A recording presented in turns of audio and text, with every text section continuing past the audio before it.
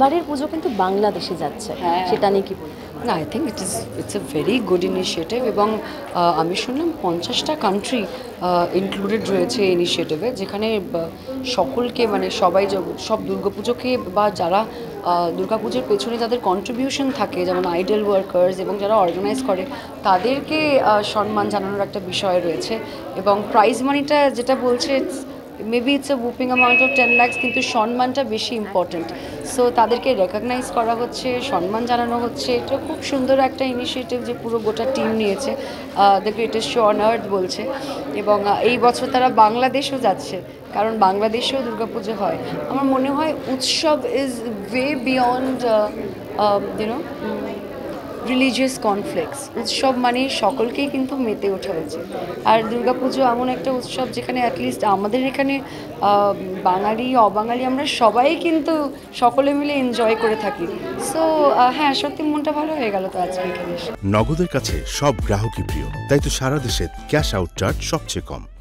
অনেকদিন পর ঢাকের তালে নাচলে আবার আমার মানে ইচ্ছে করছিল, কিন্তু আর কেউ নাচছিল না কিন্তু মঞ্চে, তাই আমি খুব বেশি এক্সাইটমেন্ট দেখাইনি। কিন্তু হয় না, ঢাকের তালে কিন্তু মনটা কোথাও একটা ভেতরে ভেতরে নেচে ওঠে, সেটা আবার পরে কিন্তু বাইরে ভালোভাবে আবার বেরিয়েও আসে।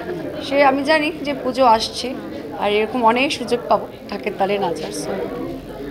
যদি অনেক দিন হলো বড় পর্দায় আসছো না, এই যে ব্রেকটা কি খুব এই বছরের জানুয়ারি মাসে এসেছি।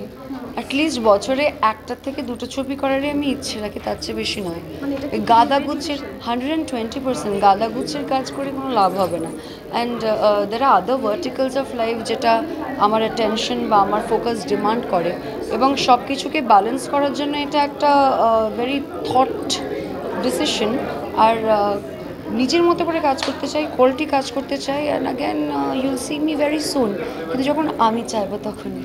তার আগে তবে এই মুহূর্তে ছেলেকে অনেকটা সময় দিচ্ছে, এটা খুব বুঝে শুনে। আমার মনে হয় শুধু আমি নয়, যে কোনো মা, যে কোনো বাবা নিজের সন্তানকে, ছেলে হোক বা মেয়ে, তাদেরকে সময় দেওয়া এটাই ন্যায্য, এটাই তাদের কর্তব্য। So I am not doing anything different, but managing. আজকেই আমি শুটে ছিলাম, তাকে উড়িয়ে গেছি শুটে গিয়ে, হ্যাঁ মানে তাকে ড্রপ করে এলাম বাড়িতে। আচ্ছা, এবং খুব শীঘ্রই যেটা বললে বাংলাদেশ যাচ্ছে বোধহয়, খুব যদি ভুল নাই, কারণ বাংলাদেশের দর্শকরা চাইছে যে কি না সেটা জানি না, কিন্তু